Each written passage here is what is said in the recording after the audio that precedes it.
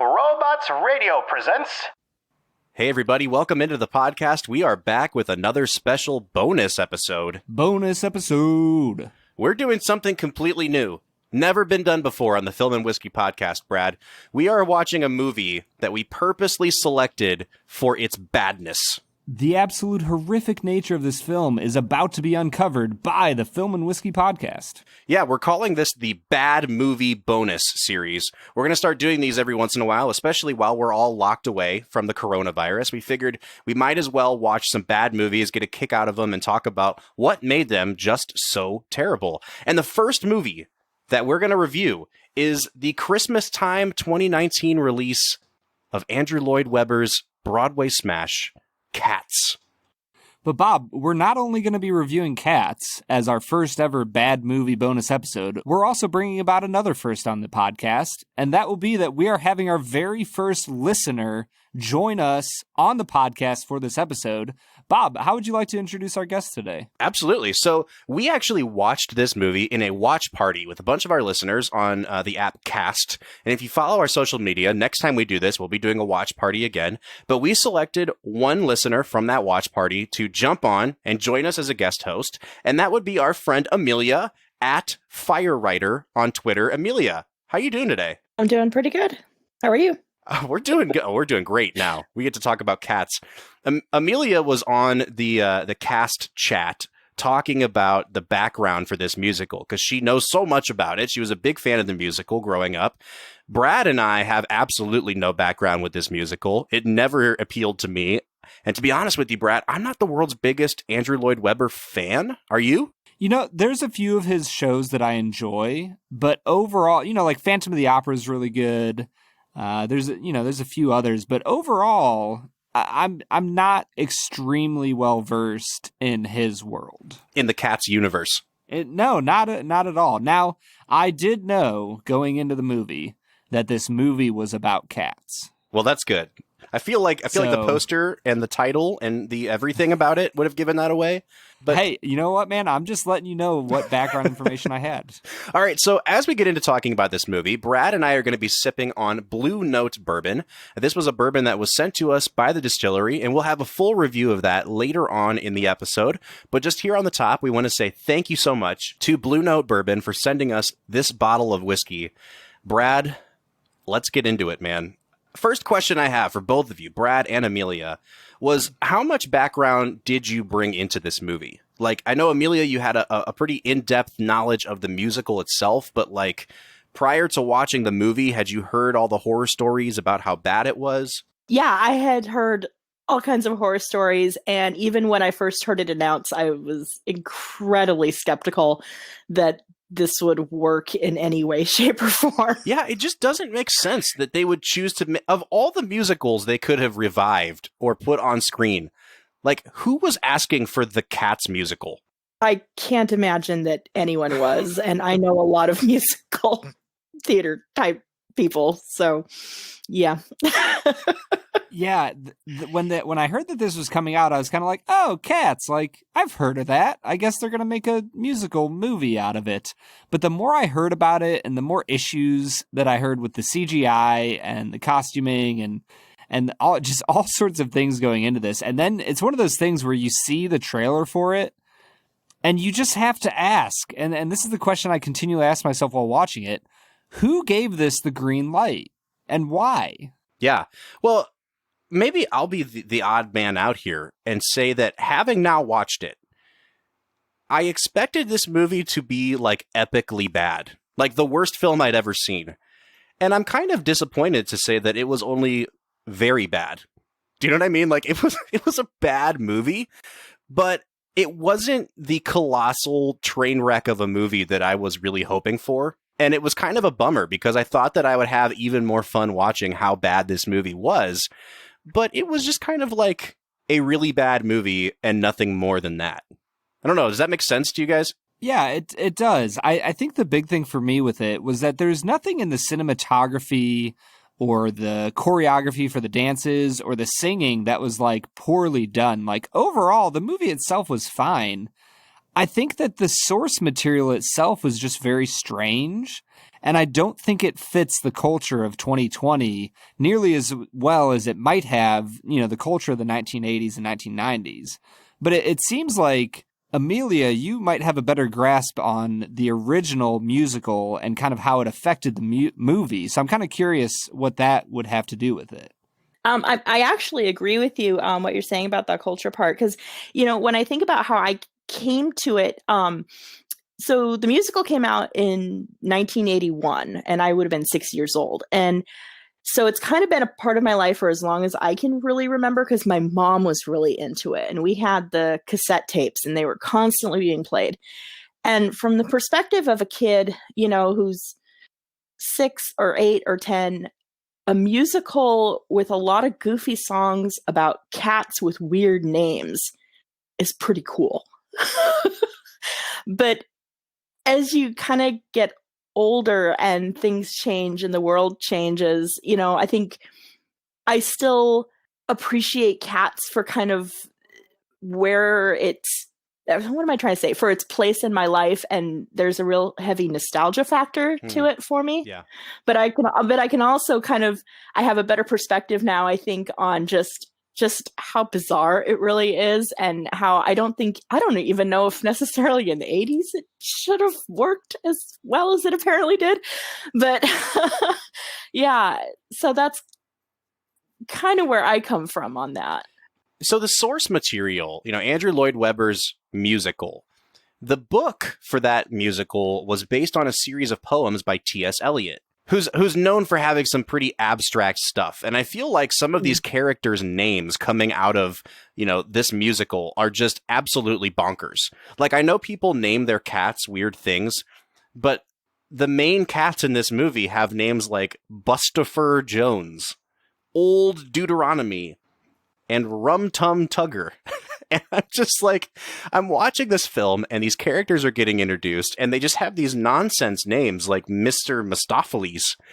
And I'm just sitting here with my hand over my mouth, just completely aghast at the fact that we are asked to buy into a world where, like, our main gateway into the world of cats is through a character named Mr. Mistopheles. Like, it's just, from the get-go, everything about the concept of this film is just patently ridiculous.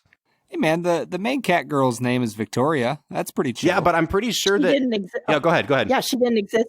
She didn't exist in the musical. She was created for the show, for the movie. I feel like they did things for the movie to try to normalize the wackiness of the stage play. Like, they added another song in, and I feel like that song that Victoria sings is so clearly a different style of songwriting than what you get with the Andrew Lloyd Webber stuff, that it's just really jarring, I think, to see a character called Victoria when everyone else's name is Rum Tum Tugger or something ridiculous like that. So I want to get into talking about what made this movie so bad, because I think we all agree this was a bad movie. But at least for Brad and I think a lot of our nitpicks aren't with the creepy CGI, which is creepy. Not really with, like, a lot of the direction. I think the cinematography was fine. I think the choreography of the dances was fine. A lot of it for me is just, like, the ridiculousness of the script and the songs. And so I want to get into these categories that we've written down, and I want to hear your guys' opinion on first of all, we're going to go with this. Worst performance in this movie. What was the worst performance for you guys? Rebel Wilson as Jenny Eddie Dots. I was about to mess. say Rebel Wilson. Yeah, Rebel Wilson is just ridiculous in this movie. And now, granted, I'm not a fan of her in almost anything she's in, because she's absolutely every single time always played for that, like, self-aware kind of like, look at how ridiculous the world of this movie is. Even in Jojo Rabbit, that was kind of her role. And so I look at her, I've never enjoyed her, but her performance in this was just stomach turning. It was disgusting. She starts eating cockroaches, and it was very strange. Yeah, so she plays a character named Jenny Annie Dots, and I'm in agreement with you guys. I think her character is just ridiculous, and really grating, and it just bothered me every time she was on screen. But the more I think about it, the more I'm like, it's really hard to judge whose performance was the best or the worst, because this movie has no character development. This movie has no plot. Like, we didn't do a Brad Explains for this because I don't think we really could. It's literally... Oh, I could definitely do that. Oh, okay. Give us like a 30-second Brad Explains on this movie. A bunch of cats introduce themselves, and they all want to be murdered to ascend to the heavens, but only one gets chosen. Yeah, that's literally it. You find out that there's apparently some special group of cats called the Jellicle cats, and on a certain Jellicle day, the Jellicle cats gather together, and one of them gets chosen to basically die, and they get to ascend to some higher plane of cat consciousness. I have no idea what's going on. Heavy side. The heavy side, that's right. And the whole movie is just characters introducing themselves to us in song.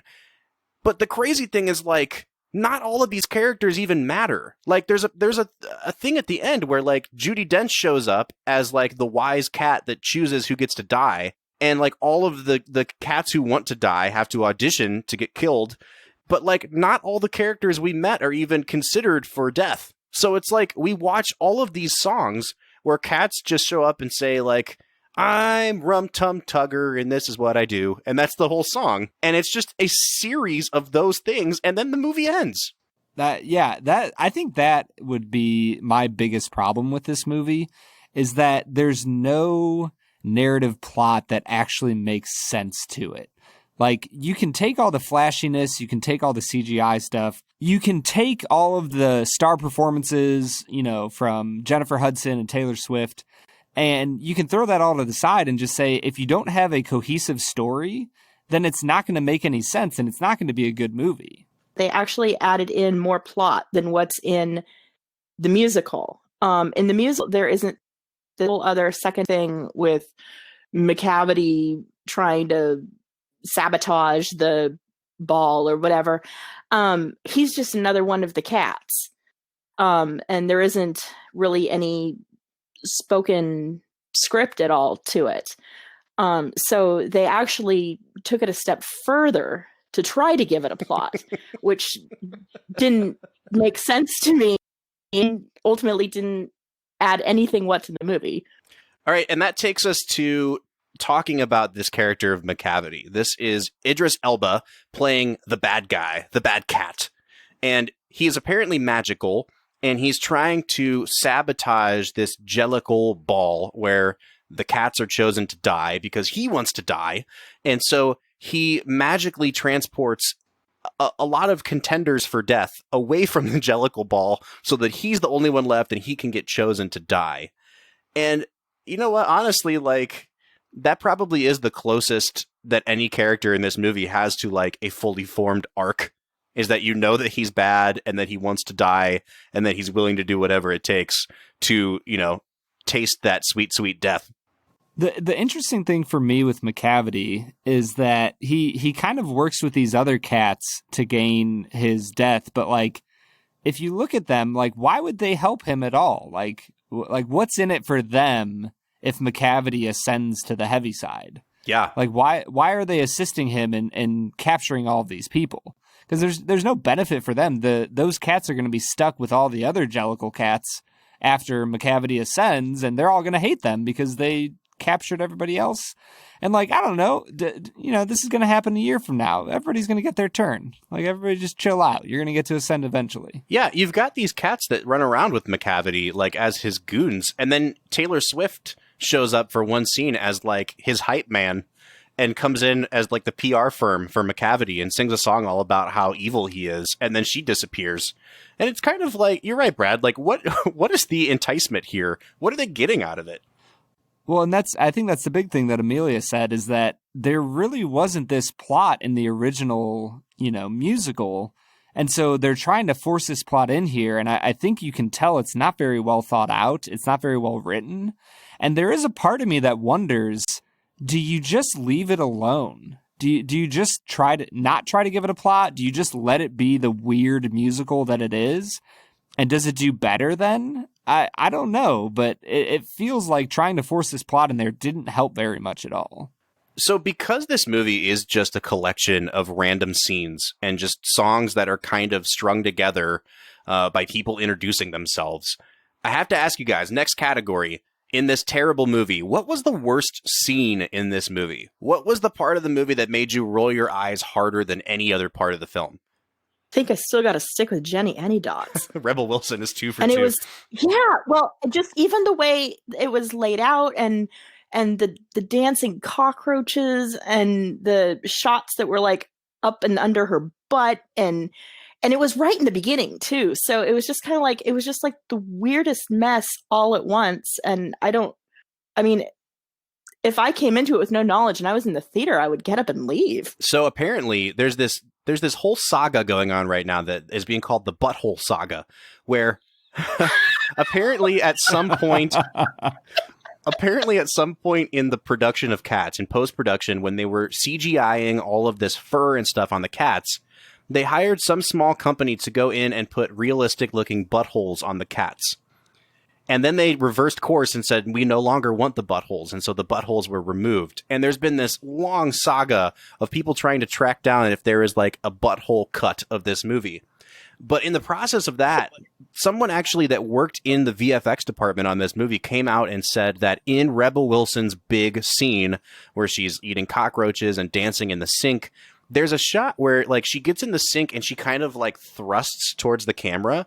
And I guess at some point they had decided that they were going to animate her peeing at the camera.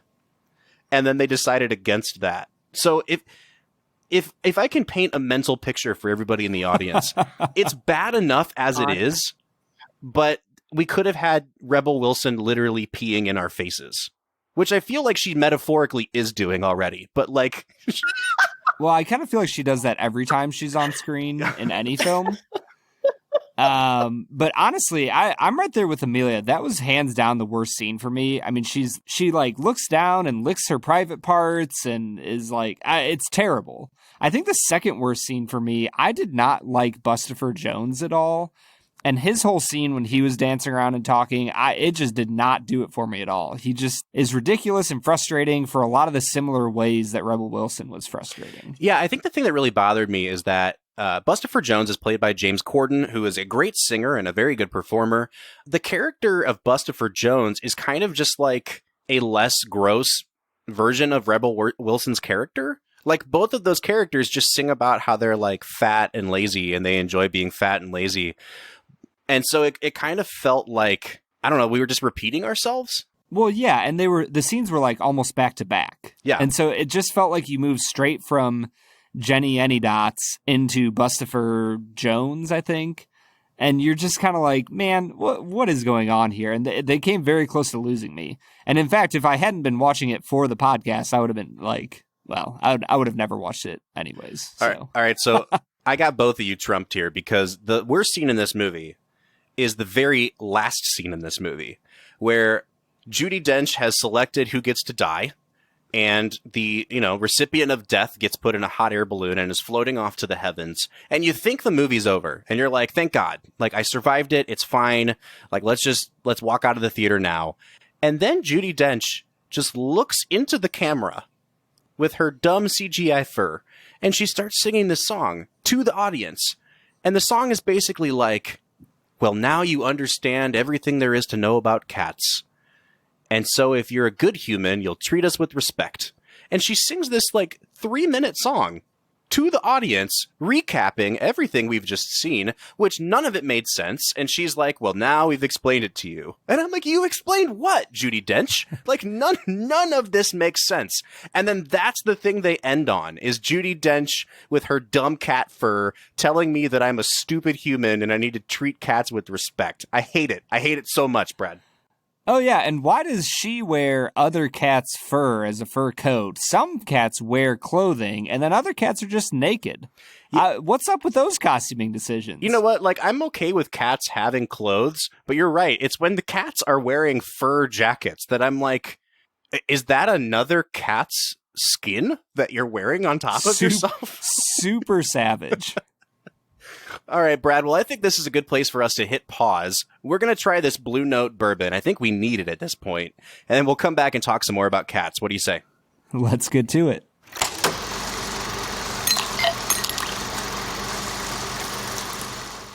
All right, so today we are checking out Blue Note Bourbon. Now, this is a small batch bourbon that was actually sent to us by the distillery. They're out of Memphis, Tennessee. They advertise their bourbon as being unfiltered. It's 93 proof. It has a 9-year age statement on it, and the bottle that we have is from batch number 7. So, Brad, just initially, kind of looking at this, nosing it, what are you picking up on this 9-year bourbon? Honestly, it has a really nice color. It's not incredibly dark, but it's got kind of a nice quality about it. The nose is really interesting. I feel like I'm getting a very floral note on my nose. I don't know if it's like lavender or something, but it's very floral to me. Oh, interesting. Yeah, honestly, I got a lot of ethanol on this when I first poured it, and now that I'm kind of letting it sit and breathe a little bit, it just has a great kind of classic bourbon smell to it. Very deep, very rich, but yeah, I'm a big fan of this. I think that I'm not really picking up anything in particular on the nose that's standing out in a negative way. Like I said, there was quite a bit of ethanol when I first poured it. But man, this is, it has some really great sweet notes. Brad, I am picking up a little bit of that floral that you're talking about. Can't quite place it. But yeah, it has kind of these big, bold notes and also these really soft, kind of delicate notes going on too. Well, how about we take a sip and see where it takes us? Let's do it.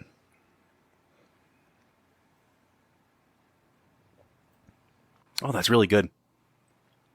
It's really smoky.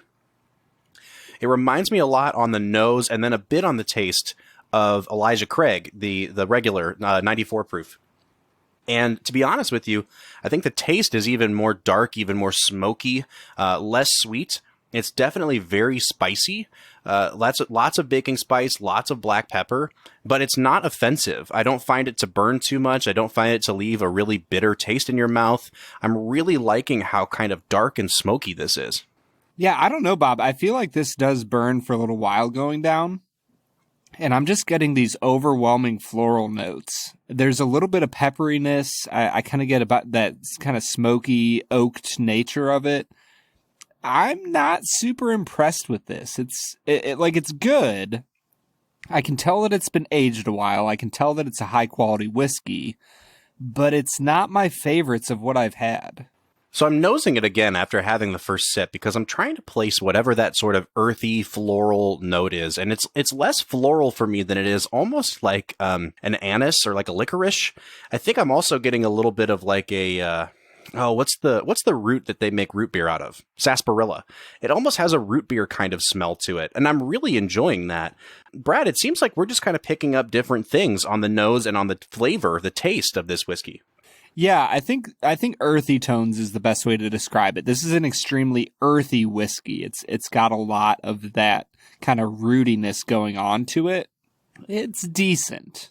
This has a really... I'm surprised you're not picking up a lot of the smokiness because, especially for me, right after I swallow and I kind of breathe out, I get a lot of the smoke that the sensation is similar to when we were having like a peatier scotch. Now, it doesn't have like a smoke flavor the way a peaty scotch does, but it has that sort of like aftertaste that, I don't know, when you exhale, you can just kind of tell that you're breathing smoke a bit.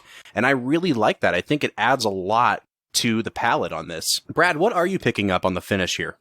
The finish is actually really nice. I feel like I'm getting a few of the sweeter notes that I missed at the start. But it kind of lingers for a little bit. It leaves a nice note on your palate. I'm actually kind of enjoying that finish. Yeah, and overall, I think this is a pretty well-balanced whiskey. I think, for me, the nose was probably the most unexceptional part of it. It just didn't really give me a lot up front. And I think after tasting it and having to go back and try it again, that's when I really started to pick up on some of the more subtle notes, some of that kind of root beer, sarsaparilla, whatever it is you want to call it, darker, sweet molasses kind of notes. But I think overall, it's a fairly well-balanced whiskey. I'm actually really impressed with this for being such a small batch whiskey, coming from a company that I've only really been aware of for the last couple months. They're doing kind of a small batch, smaller production scale.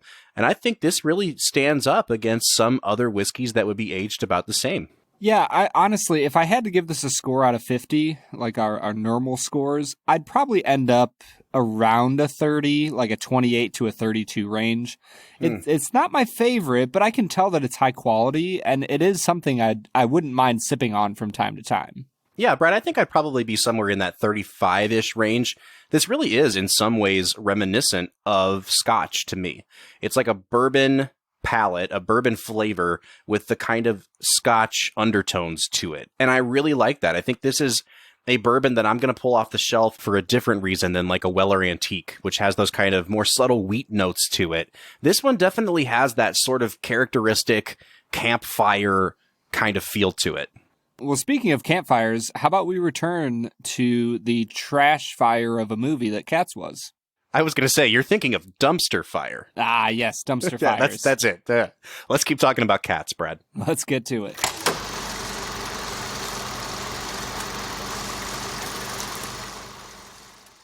All right, so that was Blue Note Bourbon. Thank you again for sending us these sample bottles. I'm going to really continue to enjoy mine. But what do you say we get back into talking about a movie that neither of us, actually none of the three of us, I assume, enjoyed at all, and that is this 2019 masterpiece, Cats. Yeah, I was going to say, Blue Note, I do apologize. I know that no company in the world probably wants their brand put next to Cats. But you know what? Your stuff is great. The movie isn't. We still love you. You know, we can get ahead with it. See, I feel like, Brad, if we owned a distillery, I would want our product featured on an episode like this. Because it's like, we're having fun, we're crapping on a bad movie, and we're drinking whiskey while we do it. Like, that's the dream right there. Yeah. Yeah. And if anything, a lot of times people flock to the negative stuff. So, hey, free advertising. That's right. So, in the spirit of not being so negative, I think maybe our final points of the day should be to say one thing we liked about the movie, whether it was a certain performer, a certain song. What is something that you think this movie did well? Well, honestly, I really loved Ian McKellen in this movie. You know, I going into it, I didn't know that he was in it. And as soon as I saw him, I was like, oh no, not Gandalf. Like, of all the people you could ruin with this movie, please don't ruin Ian McKellen. Right. But then he got on stage and he started singing and he freaking kicked butt. I mean, his performance was spectacular. He was absolutely captivating. And so I was really blown away with his performance and could find nothing to fault with it. Yeah, Brett, I totally agree. Ian McKellen was fantastic in this movie. He had one song. He showed up and I think his name is Gus. Is it Gus? It's the theater cat. Gus the theater cat. And he basically sings this sad song about how his life hasn't really panned out to be the way it was, and he misses all of his friends that are dead or something like that. And you don't know anything about this cat's backstory, just like you don't with anybody else. And yet Ian McKellen made me feel like emotional for this cat. It was really, really weird. I was super impressed with how little screen time he had and the fact that he just completely sold it. And I think like his performance is like the anti Jennifer Hudson, right? Jennifer Hudson takes this character, the one that sings Memory, the big number in the show. And it's like you purposely take that character so that you can have the show stopping, scene stealing moment of the movie. And yet for me, like Jennifer Hudson didn't do it at all. And Ian McKellen stole the whole thing. I completely agree with the point on Ian McKellen. I think one of the things that's so baffling about this movie is how they got all these big names to be in it. I just can't imagine how they signed on. And he's really the only one who took what he had and made it into something pretty awesome. And even Judi Dench couldn't do it. I mean, her performance was ridiculous. But I think the other one that's worth shouting out is, and I don't know her name, unfortunately, but the actress who played Victoria. I think that this was intended to be kind of a vehicle for her. And it's really unfortunate that it's going to kind of go down as her first performance. But I think that with what she did a really good job with what she had. And her dancing was amazing. But I think those were the two that jumped out as, what am I trying to say? I don't know, being good. All I can say. It's hard. Semi-decent. It's hard to find those words because we've used them so little on this podcast so far. Yeah. No, I completely agree. And you know what? If I'm being honest, I thought that the song that Taylor Swift sang, introducing McCavity, I thought that was a pretty well-written song. I thought that the new song that they made, which is called like, what's it called? Like Dancing with Ghosts or something. I actually thought that was a really well-written song, and I found that to be a really kind of touching moment because I felt like the musical finally stopped to take a breath, and I was getting to know these characters a little bit more. So it's not like every single decision in this movie was a poor decision. And I think that's what's bringing me to a weird spot on this movie, Brad, is that I wanted to give this movie, like going in, I was so ready to have a train wreck of a movie hit me with full force and give it a 1 out of 10 and tell everybody about how it was this life-changingly bad film. And it's really bad, but it's not that bad. And so, you know, it's not like when you watch The Room or a movie that's made by like amateurs that's really bad. This is a professionally done film. There are things in it that are done very well. Yes, the CGI is really creepy, but then you also have things like some of the cinematography being really beautiful and the choreography being beautiful. Some of the performances are really good. So I'm anxious to hear from both of you. If you had to give this movie a score out of 10, what would you give it? And would you recommend? That is really, really tricky. I think I don't go seeking bad movies. It's not something that I'm fond of or enjoy or anything like that.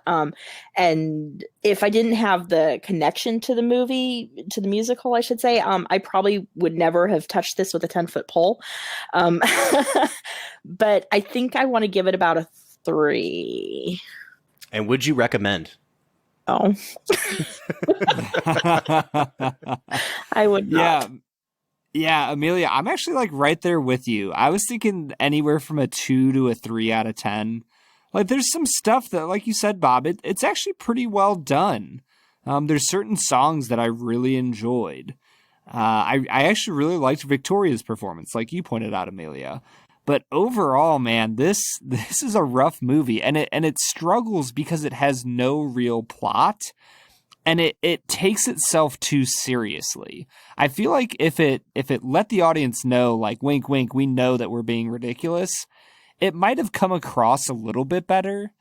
And honestly, I think if they had chosen to go with real costumes instead of the CGI, it may have been a better film overall. Now, would it have gotten past a 5 or a 6 out of 10? Probably not. But, you know, it would have been decent. It might not have gotten trashed the way it has. Yeah, I think that's the biggest problem with this movie, Brad, is that I think the ceiling for this movie, like the best case scenario, if you do this movie as well as it can be done, is like a 5 out of 10. It's just, you know, and I'm a guy that likes musical theater. I really, really enjoy it. I'm not a huge Andrew Lloyd Webber fan, but even among his musicals, this is just a dumb musical. There's no point to it. It's just celebrating. It was perfect for the 80s because it's just nothing but excess. That's all it is. And I think what I really appreciated about the movie was that it moved pretty quickly. It's only like without credits an hour and 40-ish minutes. I was really surprised actually at how quickly it went. But you're right. I think both of you are absolutely on the money with your scores. I'm going to give it a 3 out of 10. It's really bad, but I can't recommend it obviously as a good movie. But I don't even think I'd recommend it as a bad movie. It's not like a bad enough movie that you're like enjoying how bad it is all the way through. I think it was more just like, wow, this is a misfire and it's kind of boring and I don't think I ever want to watch it again. I don't know if I would throw this on at a party to make everybody laugh at how bad it was. If you want a movie that you could throw on at a party and laugh at how bad it is, check out Velocipaster.